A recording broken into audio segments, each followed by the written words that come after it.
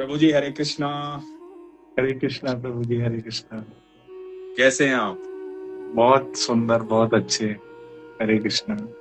तो मैं सबसे पहले आपको इंट्रोड्यूस करवा देता हूँ। हमारे साथ हैं कृष्णपाद जी, और कृष्णपाद जी वृंदावन, गुप्त वृंदावन धाम जयपुर में भगवान की सेवा में लीन रहते हैं और भ्रमण करते रहते हैं पूरे हिंदुस्तान का, देश विदेश का। तो अद्भुत ज्ञान है इनके पास, सारे प्रश्नों के उत्तर हैं इनके पास, भगवान है इनके पास।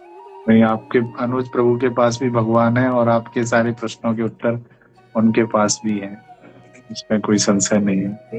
मैंने तो कहाँ है ऐसे ही अभी? आज देखा लाइव, तो मैंने ऐसे ही ज्वाइन किया, तो फिर आपने नाम बोला, तो मैं अभी प्रभु जयपुर में ही हूँ। अच्छा, जयपुर में जी। ठीक है जी।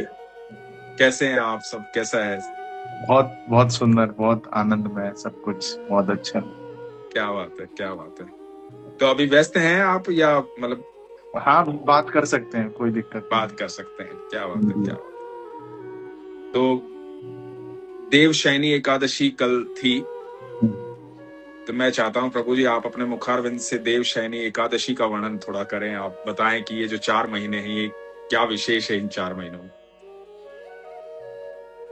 देवशयनी एकादशी जब देवता सो जाते हैं, और ये जो हमारे जो 6 महीने हैं वो देवताओं का एक दिन होता है, और ऐसे ही हमारे 6 महीने उनकी एक रात होती है। तो अगले वाले जो 4 महीने हैं चातुर्मास से, इसमें हमारे वैदिक काल में जितने भी साधु संत थे वो भ्रमण नहीं करते थे, एक ही जगह पर रुक जाते थे और वहां पर भक्ति, दान, तपस्या ये सब करते थे।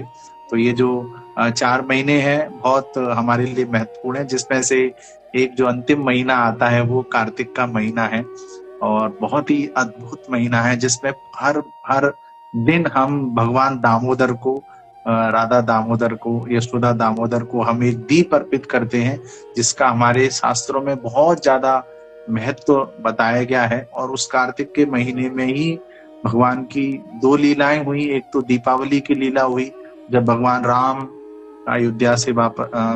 अयोध्या वापस लौटे, और उसी दिन दीपावली के दिन, जो अधिकतर लोगों को शायद पता नहीं है, कि भगवान कृष्ण कृष्ण का उखल बंधन हुआ, जब यशोदा मैया ने भगवान, प्रभु आपने तो सुनी होगी, यदि आपने सुनी है तो आप बताएंगे तो। और नहीं, आप बताइए, मैं आपके मुखारविंद से सुनना, कितने अरसे से आपको सुना नहीं है। तो उस दिन ये लीला हुई कि जो मैया यशोदा हैं वो भगवान कृष्ण को दूध पिला रही थी, और अचानक से उन्होंने देखा कि जो स्टोव है, जो चूल्हा है, उस पर दूध उफान ले रहा है। तो उन्होंने कृष्ण को छोड़ के दूध को अटेंड करने के लिए चली गई। ये बात भगवान कृष्ण को अच्छी नहीं लगी। यहाँ पे एक छोटी सी सीख है कि जब हमारा अटेंशन भगवान कृष्ण के प्रति हो, तो हम दुनियादारी की चीजों में ना जुड़े। हम जब कृष्ण के लिए हैं तो केवल कृष्ण की ओर अटेंशन रहे। और फिर जब वो चली गई तो कृष्ण को अच्छा नहीं लगा, और कृष्ण ने इस दौरान कुछ मटकियों को फोड़ दिया और उसमें से मक्खन निकलने लगा। और फिर यशोदा मैया एक डंडी लेके कृष्ण के पीछे भागती हैं। फिर फाइनली बड़ी मशक्कत के बाद भगवान कृष्ण को पकड़ लेती हैं, और पकड़ने के बाद जब फिर वो सोचती हैं कि बहुत शरारत कर रहा है, तो उनको एक उखल से, जिसपे हम दही मथते हैं, उसके सहारे से, गाँव में आज भी ये प्रक्रिया है, तो उससे रस्सी से भगवान कृष्ण को उन्होंने बांधने की चेष्टा की। और एक अद्भुत लीला ये हुई कि जितनी भी एक रस्सी से बांधा, 2 अंगुली रस्सी छोटी पड़ जाती थी। फिर और रस्सी, जितनी भी रस्सियां थी सारी रस्सियों को उन्होंने इकट्ठा किया, फिर भी 2 अंगुली रस्सी छोटी पड़ जाती थी। तब भगवान कृष्ण ने अपनी लीला की और वो फाइनली बंध गए। और ये लीला दीपावली के दिन हुई। और फिर भगवान, उस माता तो चली गई उनको छोड़ के, फिर भगवान उखल सहित उस रस्सी से बंधे हुए घसीट के 2 पेड़ों के बीच में उनको फंसा देते हैं।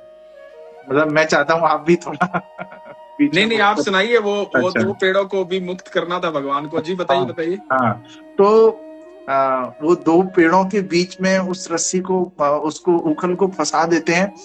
वो दोनों पेड़ धड़ाम से गिर जाते हैं, पूरे ब्रज में बहुत तेज आवाज आती है।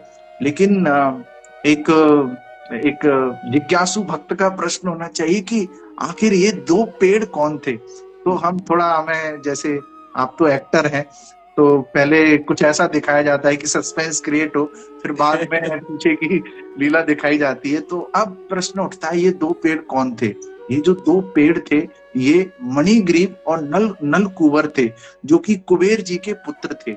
और एक बार ये मंदाकिनी में स्नान कर रहे थे और मदिरापान करके कुछ स्त्रियों के साथ, और वहां से नारद मुनि गुजरते हैं। और नारद मुनि को देखकर वो सारी स्त्रियां अपने आप को शरीर को ढक लेती हैं, लेकिन ये दोनों थे, ये नग्न अवस्था में थे। नारद मुनि का ये प्रॉपर रेस्पेक्ट नहीं करते हैं। तब नारद मुनि एक एग्जाम्पल सेट करने के लिए इनको श्राप दे देते हैं कि आप दोनों पेड़ बन जाओ, क्योंकि पेड़ हमेशा नग्न रहता है, वो कुछ कपड़े नहीं पहनता है। तो फिर जब उनको एहसास हुआ कि हमने तो बहुत बड़ी गलती कर दी है, तब फिर नारद मुनि बोलते हैं, अच्छा ठीक है, कुछ कॉन्सेशन दे देते हैं, थोड़ा सा इसमें थोड़ा वो कर देते हैं, चेंज कर देते हैं। आप पेड़ बनेंगे भगवान कृष्ण के आंगन में, और भगवान कृष्ण आपका उद्धार करेंगे। तो ये दोनों यशोदा मैया नंद बाबा के आंगन में ये पेड़ बन जाते हैं। और फिर भगवान कृष्ण जैसे ही इन पेड़ों को गिराते हैं, तो ये अपने स्वरूप में निकलकर भगवान कृष्ण को प्रणाम करते हैं। तब भगवान कृष्ण इनको आशीर्वाद देते हैं, और ये फिर से अपना जो इनका जो धाम था, जो देवलोक था, वहां चले जाते हैं और अपनी जो स्वरूप है उसको प्राप्त कर लेते हैं। तो ये जो लीला हुई, ये दीपावली के दिन ही हुई। तो ये कार्तिक का महीना, ये जो 4 महीने हैं, ये बहुत भक्ति के लिए बहुत बहुत शुभ महीने हैं। मैं कृष्णपाद जी, मैं ये सोच रहा हूँ जी प्रभु, कितने सौभाग्यशाली थे वो दोनों जी, और कितना सुंदर श्राप था ये, बिल्कुल, कि भगवान मुक्त करेंगे। मतलब ये देखो, बड़े बड़े संत महात्मा तपस्वी जीवन भर तपस्या करते हैं और कोई गारंटी नहीं होती कि भगवान आएंगे, बिल्कुल, लेकिन यहाँ संपूर्ण गारंटी थी कि भगवान आएंगे, संपूर्ण गारंटी थी। नारद इस श्राप में भी गारंटी थी कि भगवान आएंगे और दर्शन देंगे, मुक्त करेंगे। बहुत सुंदर भाव है आपका, है ना। तो ये कितनी उनकी भी किसी जन्म की कैसी तपस्या उनकी रही होगी कि उन्होंने अपने कर्मों के द्वारा, कहीं तो उन्होंने अच्छे कर्म किए होंगे, तो एक बुरे कर्म ने उनको पहुंचा दिया सीधा भगवान के पास। तो बड़ी बड़ी सुंदर लीला ये भगवान की है। मुझे एक लीला और याद आ गई, वो बड़ी नटखट, क्योंकि हमारे कृष्ण जो है प्लीज सुंदर नटखट तो रहे हैं, वो बड़े होकर भी नटखट ही रहे हैं, वो छोटे तो नटखट थे ही। तो एक बार क्या हुआ कि भगवान जो है शरारती तो थे ही, तो गैया की पूंछ पकड़ के भाग रहे थे गैया के पीछे, और गैया पूंछ छुड़वाने के लिए आगे आगे भाग रही थी, तो उसके पीछे पीछे भाग रहे थे, छोटे से थे कन्हैया, और यशोदा मैया डांट रही थी कि मतलब कान्हा ऐसे मत करो, लल्ला ऐसे मत करो, सुन ही नहीं रहे थे। तो इतने में क्या हुआ कि गैया ने गोबर कर दिया, और वो पूरे गोबर में सन गए, क्योंकि पूंछ पकड़े हुए थे। और सने हुए यशोदा मैया के पास आते हैं और यशोदा मैया को बोलते हैं कि मैया मैंने कुछ नहीं किया, जो किया इसने किया। तो उनकी बचपन की लीलाएं तो अद्भुत हैं। एक जो मैं उस इस्कॉन की एक बुक है कृष्णा जी, तो वो बचपन की लीलाओं से परिपूर्ण है, मतलब सारा जीवन काल है उसमें प्रभु का, लेकिन वो शुरू में जब मैंने पढ़ा था तो बड़ी सुंदर उसमें भगवान की सुंदर सुंदर लीलाएं हैं। तो और बताइए, कब आप मुंबई आ रहे हैं? प्रभु जन्माष्टमी के बाद ही शायद आना हो पाएगा, तब तक थोड़ा इस महीने इधर ही दिल्ली और इधर जयपुर में ही कुछ सेवाएं रहेंगी। तो संभव है कि 5 सितंबर को मेरा शो हो मुंबई में। अरे वाह प्रभु, तो जन्माष्टमी से अगले दिन तो बिल्कुल आ जाएंगे प्रभु, अगले दिन, है ना। और जो स्थान अभी तक हमने चुना है वो स्थान भी आपको बहुत पसंद आएगा। जी प्रभु, बिल्कुल। तो अभी एक बार फाइनल हो जाए तो 5 सितंबर का होगा, तो मैं आपको इन्फॉर्म करूँ। बिल्कुल, और आप भी पधारिए गुप्त वृंदावन और वृंदावन धाम, जब भी आपको मौका लगे तो हम आपके साथ ही जो भी जहाँ भी हम चल सकेंगे साथ में। नहीं नहीं, बिल्कुल बिल्कुल, हमारा भी बस यही है कि 5 सितंबर, क्योंकि 4 सितंबर को भगवान जन्म ले लेंगे, बिल्कुल बिल्कुल, और 5 को जन्म के बाद उनके साथ आनंद मनाएंगे हम सब। नंदोत्सव का दिन रहेगा। हाँ, नंदोत्सव पे एक सभी भक्तों को एक छोटी सी कविता मुझे याद आई।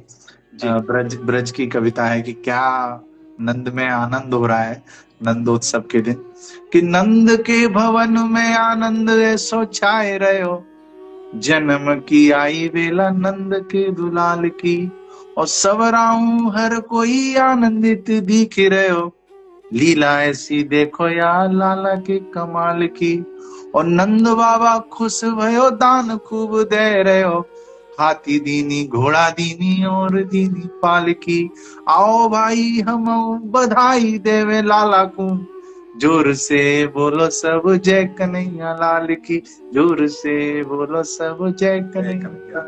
क्या बात है, बहुत सुंदर, बहुत सुंदर। ब्रज का इसमें वो है भाव नहीं है। जल्दी मेरे मन में है ये गुप्त वृंदावन धाम आऊंगा मैं, और क्या नाम वहां पर फिर गौशाला चलेंगे। बिल्कुल प्रभु, है ना, वहां अभी गौशाला में बच्चों के लिए जो गौ सेवक हैं जितने भी वहां पे, जो आपने देखा ही था, जो उनके छोटे छोटे बच्चे हैं 40-50-60 बच्चे हैं, उनके लिए गौशाला में बहुत अच्छा सुंदर सा स्कूल भी खोल दिया है, तो उनकी पढ़ाई वहीं पे ही होगी। अरे वाह, अरे वाह, क्या बात है, क्या बात है। इस बार संभव हुआ ना, तो एक अच्छा समय वो जो गौशाला के बीच में वो जो बना हुआ है ना बांस का, यस प्रभु, यस प्रभु, हाँ थोड़ा समय बिताएंगे, वो बहुत आनंद की जगह थी। बिल्कुल बिल्कुल बिल्कुल, है ना, 19,000 गाय हैं वहाँ प्रभु जी। बिल्कुल बिल्कुल बिल्कुल।